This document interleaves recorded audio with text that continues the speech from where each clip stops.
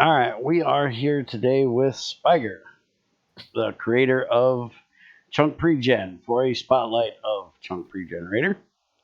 I'll get the whole name out there eventually in this. So we're going through all the commands for the server side of it. At the end, we'll take a quick look at the Pregenerator UI for single player, but this is the more important part to learn all the commands that you can use when you're in the game or when you're setting up a server. So that's what we're going to get into here at the beginning. And all of the mods documentation stuff is on the website. We're not going to go over all of the commands and what all they do. We're going to do a pretty basic thing that any server could really use. And if you want more advanced stuff, go look at the website. The link will be in the description. Unfortunately, YouTube will not let me make a card for it, or else I would do that as well for people that like using those. And just to point it out, there always has to be one. For those of you that seen the video, you'll understand what that means. And now we are going to get started. So the first thing you need to do is hit I and make sure that this says disable Pregen UI. That way your Pregen UI is actually turned on. Sometimes it will be off. Then there is a autocomplete function. So if you type P, you'll get the Pregen there. Then you just hit tab and space and go to start, and don't hit enter like I always do, which is why I have it preloaded for me, which is that right there, which is what we're actually going to use. So now Speiger is going to explain what all that is. So we're going basically through the basic generation command. When you hit pregen, or when you type in pregen start gen, you get options for radius, expansion radius, and world border. To simplify, explain this, radius is just a radius around a specific point. Expansion radius is like a donut around a specific point to make people hungry. And the world border option, which just generates everything in the world border. Then you need to type in a name the task, so it can be identified later if you want to stop it or pause it or maybe edit it in whatever way.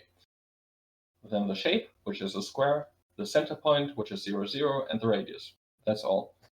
And when Bear will hit enter, he will get a UI pop-up, which can be configured on the fly in the config itself. Forge does not have a config, in-game config sadly, but luckily you can just edit the config file and it will update on the fly, no restart required.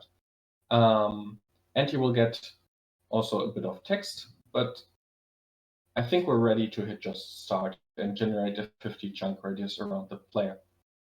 All right, now I actually, and as you can see, I actually have the listener still on. What is the command to turn the listener on? So if they want that down in the chat.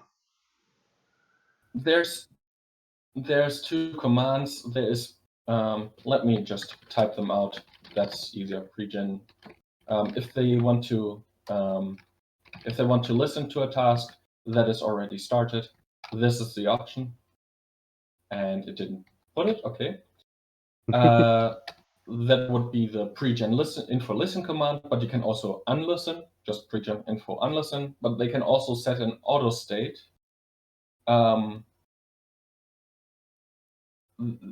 Where they can say, oh, I want to automatically listen to the commands as they're started and not started, or finished in that regard. I gave you the command. Yep.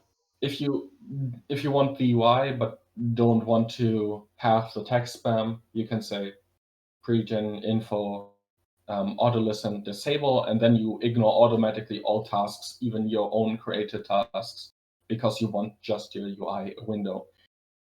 Note, or a side note, the UI is optional.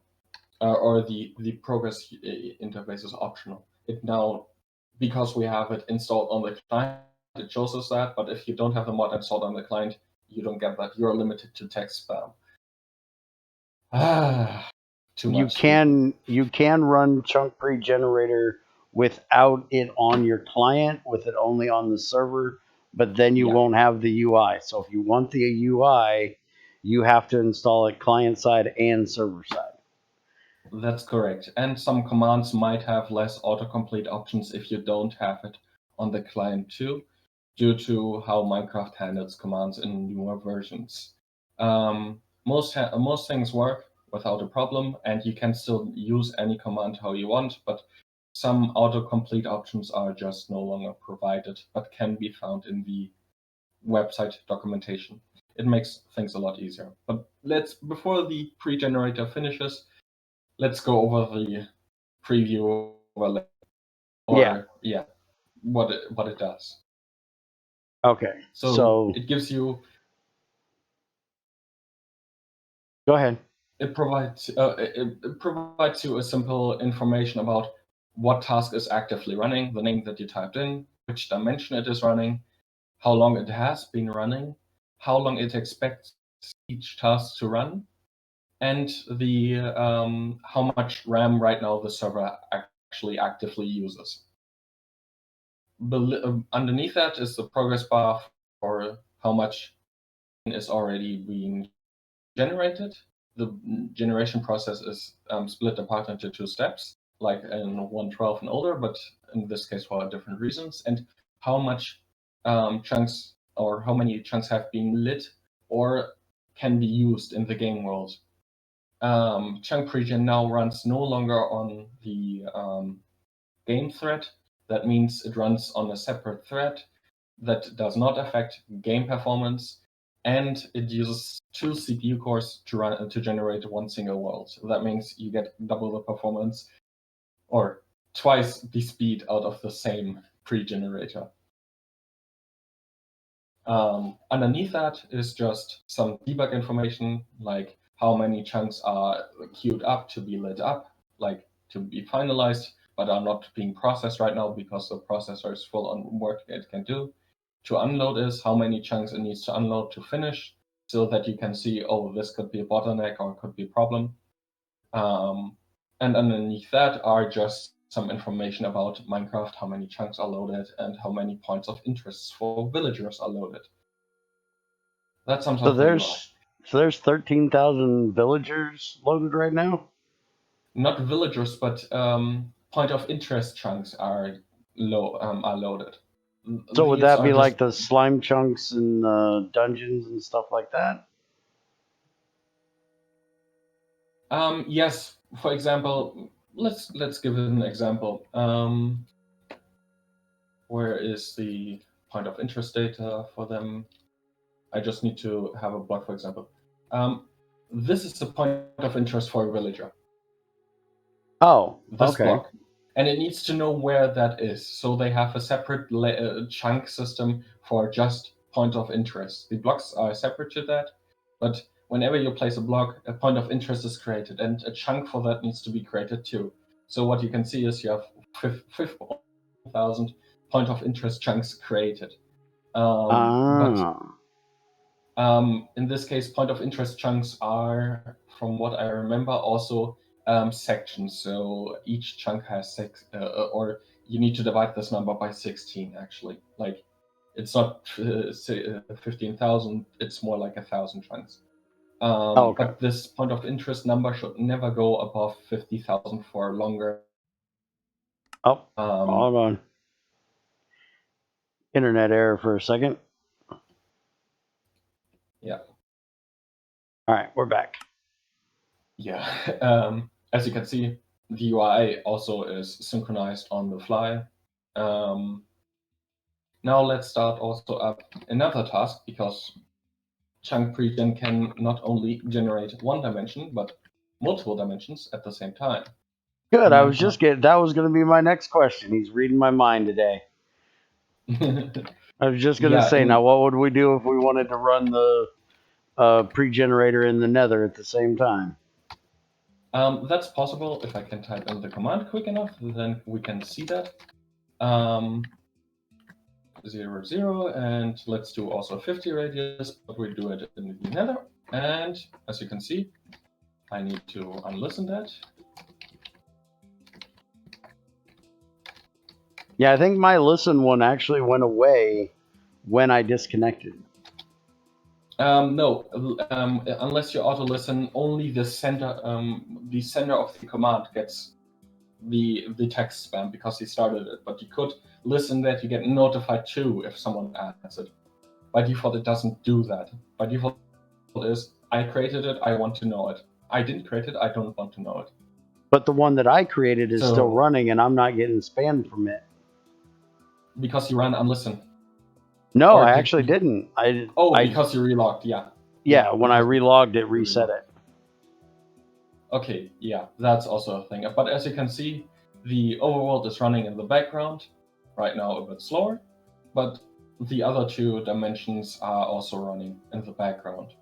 Oh, you have both? So, you have the nether and the ender? Yeah, they run independently of each other, but there is a limitation on how many you can have running in the background at the same time. Because each of these generators take technically up to 2 threads at the same time. Now the overworld has the first step done, so it's only 1 thread running for that one. So we have 3 world gen threads running in the same time in the background. If you don't have enough CPU threads, then they will fight over them. So you lose actually performance, and this could affect the game. On top of that, this feature is disabled by default, because not everyone has enough threads to start with it, because even if you have 1 pregen tasking at the same time, or just 1 task running, you need at least 4 CPU threads to run it at the best performance possible. And if you add that on top of that, you basically lag up the game. You would be maybe a tiny bit faster, but it is to the point where your system might get a bit of an issue. So if you have like 6 threads, 8 threads, then you can enable this config. It cannot be changed on the fly. This is a restart config. Okay. Also, deletion tasks can be also executed. Chunk pregen can delete chunks, by the way, too, on the fly, and we'll go over that after this. Both these are done, or one of these is done. Deletion tasks can only be executed if the dimension is not in use right now. So each dimension can only execute 1 pregen or deletion task, not both at the same time, to ensure that there's not a conflict of interest, and also to prevent any problems that may occur if you stack too many things on top of each other. Okay. So you can't like delete one part of a pregen and start up another one while the deletion's still going. You got to wait for the delete to get done. Yeah. Okay. That's correct.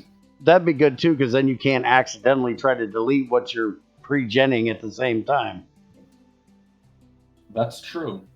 Though deletion tasks get always prior creation task, because the assumption is that you want to delete something, that might mean that you want to delete what you created, then to recreate it. There is like a priority system at play in this case. Since the overworld one just got done, do you want to end the nether one and then we can show the deletion? Well, then go ahead. Auto-completion is the thing. Okay, so we're going to do /pregen stop. Pregen stop stops the task. Pregen clear task. Test is the one we want. And then true. And then true. Okay. The true deletes the task that you're stopping. If you don't add the true, it just stops it, and when you start a next task, this would happen. Now, if I wanted to delete, or do you want to? I can do this. I think. Okay. Let's delete the nether. Okay. Pregen. Start. daggone, every time I hit start, I have to hit the enter instead of tab for some reason. You can also click it with the mouse. That's also an option. Oh, okay. Start, delete, and then radius. Yeah. Oh, wait a minute. That's gen, not delete. And why does it say delete? There we go. Delete, Radius. and now radius. Stop touching the enter button. Hit upwards. Oh, I can go up. Ah, there we go. The radius tab. A name can be anything. Just name it how you want to. So just say 20. Yeah. And there is no tab, space. so we hit circle or square. A space. In this case, a square, since we had a square generation. Okay, space. 0, 0. Just tap that out. Okay. That's the center. And then type in like 10,000, for example, because I want to also show something with that off. Okay. And then hit enter. That's why it. is it? This is an option. That's not if needed? you want Okay. the nether, this is the overall that we want to delete. If you want to define delete the nether, then you need to define that or be in there. And you forgot to hit tab.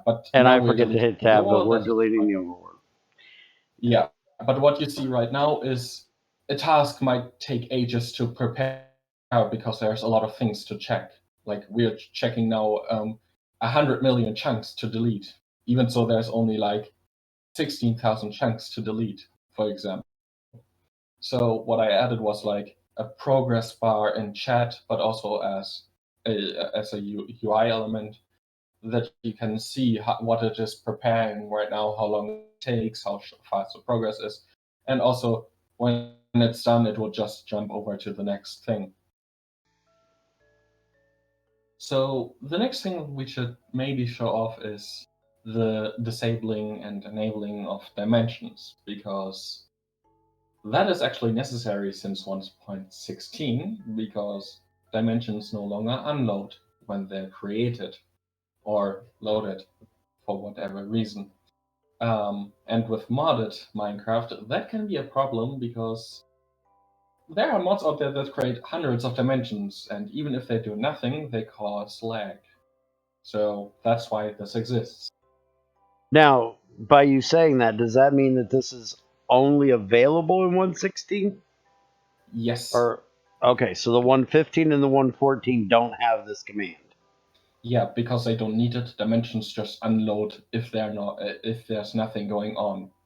And I do remember from 1.7.10 there is a way to unload a dimension, not like what we're doing. What we're doing is actually unloading it to where it can't be loaded, but there is a way to force a dimension in earlier versions, because we had to do that with Galacticraft, remember? Because it had like 20 dimensions loaded. Okay. That command sadly doesn't exist in newer versions, but may come later. I had to make a couple cuts of what comes next, and this was one of the things that I actually forgot about. Okay. So I'm going to get the command here loaded.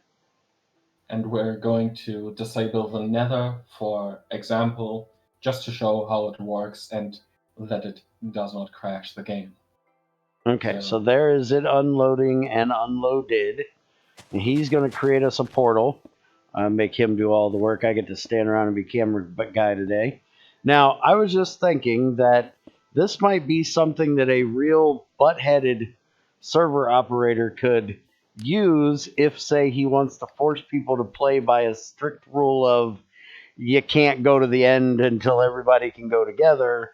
He could actually use this to disable the end from being gone to at all until everybody's there to go, right?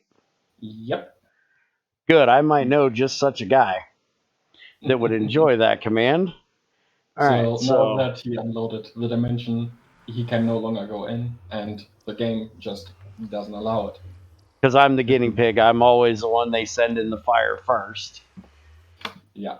And All right. if you now enable the dimension, which is just one word changed from disable to enable, then And the dimension should be loading. And remember, all of these are on the website, so you don't have to try to type them from the video here. So now it says accepted white space to end. Can you try doing that real quick? Because I'm not sure what in the heck that says. Okay. Pregen, utils, dimensions, enable, Minecraft, double point, or dot, the nether, not nether, the nether. And load it. Okay, yours, I think when you copied it to me, there's something different in mine. Yeah, Because mine is. I might have fucked up the copy paste for you. But Okay, if I don't because know. mine Yeah. is complaining. And now, as you can see, I'm in the nether because, or we're in the nether. As you can Yep. see, that works. All right, so that is it. Now, do There's a you have couple commands anything I need to else? show. Okay, a Yeah, couple there's more a couple things. commands. All right. Just a second, because the noises from that is quite a bit loud for me. See, this is why we can't have nice things. Speiger just comes in and tears everything up. Yeah, if you now press the I key, the key where you enable your UI, if you have the mod installed on the client, there might be people who don't like typing commands, like the person who is right now recording me saying that.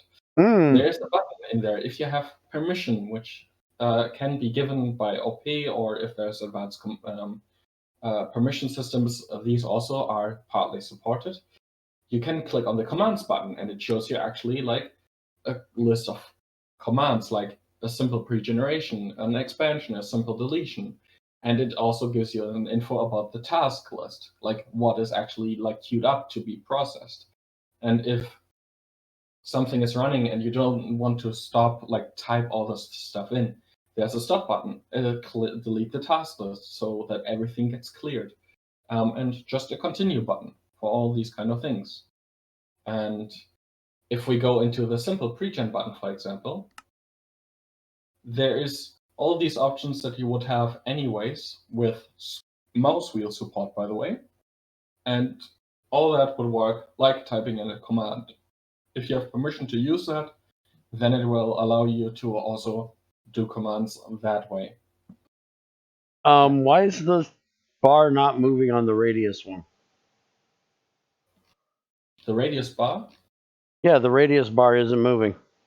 When I scroll wheel on it, it doesn't move. It does. Oh, it moves really, really slow. Yeah. Okay. Your mouse wheel needs to be adjusted. This button we're in really needs to be named Lazy Bear button, because holy crap, I will never use commands again. I will use the Lazy Bear button. Now I know why you didn't tell me that ahead of time. This is a far more limited version, and it does not contain all the commands, like just the most basic things that you need, and you don't have control over stuff like, hey, I want to have it around the spawn, or hey, I want to have it around the player that is sending the dimension, or something like that. It is all that is all these things. So these are the options that you actually have to do. That you have to generate all these things, or to cause the commands. Okay. Another thing that I want to show off, and I think that's the last two things that I want to show off. If we go into the world view button, which is, if we go back to the main I key button or pregen screen, there's a world view, and if you go on that, you get tile entities, chunks, entities, and retrogen. Tile entities, if we go onto that one, let's risk it with a crash. No. You can see all the tile entities if you click on the tile entities button in the dimension that you're right now in, or the dimension that gets displayed at the moment, which is the overworld. And it also shows from which mod each tile entity comes from. This is a global view. So the entire dimension.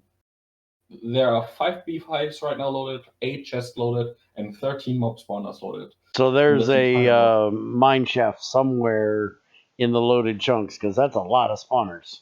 Yeah, and if you would click the remove button, I do not suggest it because that is a bit final, then it would delete all the tile entities or entities from the world. If it's tile entities, it actually also removes the blocks, like it destroys everything with these behind it. There's a global view and a chunk-based view for these kind of things, but I just wanted to show off the global view. Okay. Next thing is a retrogen button. If we go a screen back and go to the retrogen, Yeah, I keep forgetting to go back. Whoa, that Yeah. was not the button I wanted to hit. There we go. So worldview, retrogen. You see all these world generators in there. Like, let's say you add a new mod and you want to add all the origin later in the game because you didn't create it and you didn't want to go out as far. Chunk Pregen actually has, with the Pregen option, an option to retroactively generate these mods origin stuff to the world. Normally, That's cool. This would have been done via commands, like adding the specific things via the commands. But since we have a client option, optionally, we have an option where we can just scroll through all the Belgian features that exist and select which one we want to have. And if we then create a retrogen pre-generation task, then it would use these retrogen options to retroactively add these features to the world. Cool. And this is right now, for 1.14 up to 1.16, the only mod that I know of, and I searched for it quite a bit, the only mod that can actually retroactively generate features into the world. There is no other mod that can do that right now. And it doesn't require a player to do it like other mods in older versions where a player has to walk around to cause a retroactive generation. So this actually loads all the parts of the world and retroactively generates them all through. So once you're done with one pass, all the lag that would be created by this retrogen would be done. So yeah, that's a thing. That's really cool, because I know when we regen some stuff on a server and we got some terrible lag while it was trying to retrogen. It would have been nice to have this back in the 1.7.10 where we could do that. So this is a thing for all pre-gen versions that exist, even 1.4.7. really, I'll Yes. have to try to remember that next time, because I don't get too far out of 1.7.10. Yeah, this version actually looks just a bit fancier and has more detail to it because Minecraft's version actually requires people to now add a mod reference and also that each feature is like its own little thing, so that ores are separate and stuff like that. So if a mod like IC2, for example, would be in 1.14 for example, which is not going to happen just right off the gate, but if it was, then like tin, copper, and all the other things would all have their own entries in there. So you could say, oh, I want only tin. Oh, I only want rubber trees. Oh, I want only uranium ore, stuff like that. And if a lot of other mods do it the same way, which I have seen a lot of them do it that way, you can actually decide which mods you want, which specific features to retroactively generate. So if you have like 7 mods that add copper ore and that your world is already full of that, you don't need to add another mod with copper ore to the world, even if it adds copper ore. You can just exclude it from the retroactive generation. Okay, cool. That might actually come in handy for my 1.14, because there's a couple mods I was thinking about adding, but they had world gen, and I was like, man, I don't want to make a new world, so this I could just retroactively generate their stuff in. Yeah. All right, so that's cool. And that was basically the sum up for this part. And the next part, I think, is going to be about the preview, from what I remember, right? Yeah, we decided that seeing as how this video has been like 30 minutes, rather than doing the single player UI stuff and explaining it, we're going to cut this into 2 parts. So this is the end of part 1 for the server side. Now we'll go to the single player UI stuff so you guys can see the previewer. So thank you guys for watching. Hit the buttons, do the things, and we will see you in part 2.